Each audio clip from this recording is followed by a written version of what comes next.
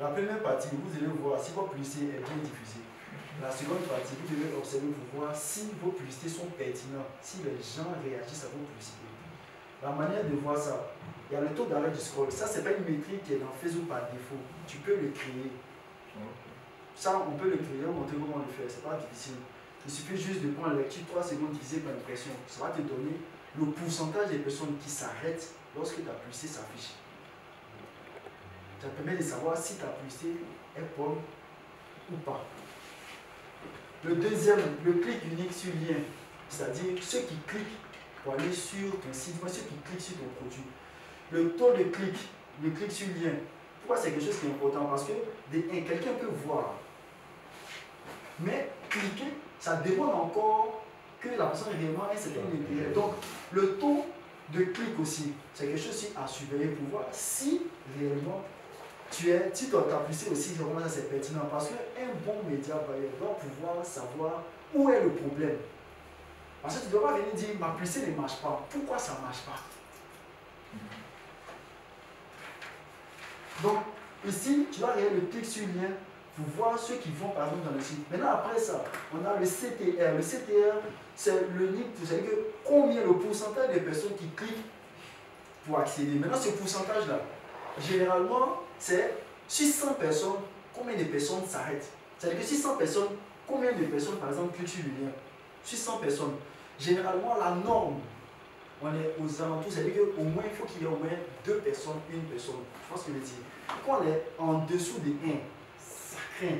Ça ne veut pas forcément dire que ça ne va pas marcher, mais quand tu vois ça, c'est que ton truc n'attire pas beaucoup l'attention, ça ne fait pas cliquer. Si quelqu'un ne clique pas par en savoir plus sur son chose, c'est que ton truc n'est pas très pertinent, bien c'est pas très. Ça n'attire pas vraiment, ça n'est pas intéressant, ça n'accroche pas. Donc, une publicité, on peut voir une publicité, tu peux voir une publicité, mais si tu regardes ce taux, il est faible, tu vois qu'il y a un problème. Si c'est en dessous de 1. Si c'est vraiment en dessous de 1, il y a les comptes, si c'est en dessous de 1, c'est pas bon. Clique sur le lien là. Oui, le CTR là, quand c'est en dessous de 1. Normalement, c'est pas élevé. Normalement, c'est pas élevé. Souvent, tu peux avoir, si tu es bon, tu peux avoir les CTR de 2, tu peux avoir les CTR de 3, mais souvent les CTR de 4. Mais quand tu as une bonne publicité, par exemple, là, tu peux avoir les CTR de 2, 3. Là, tu sais que le problème n'est pas situé à ta publicité. Maintenant, quand tu combats ça, tu regardes ton taux de clic, tu essaies de combats ça d'observer, tu vois que ton taux de clic est bon. Tu vois par exemple que ton clic unique sur lien est bon, tu vois que par exemple ta publicité accroche. Tout ça, c'est des données qui te permettent vraiment de savoir qu'il n'y a pas de souci sur ta publicité. Maintenant, c'est-à-dire que c'est comme si tu es devant un malade par exemple, tu regardes, ah, tu n'as pas mal ici, tu n'as pas mal ici, avant d'établir un diagnostic. C'est pareil avec la publicité. Tu ne te lèves pas pour dire la publicité ne marche pas, tu établis un diagnostic, pourquoi la publicité ne marche pas.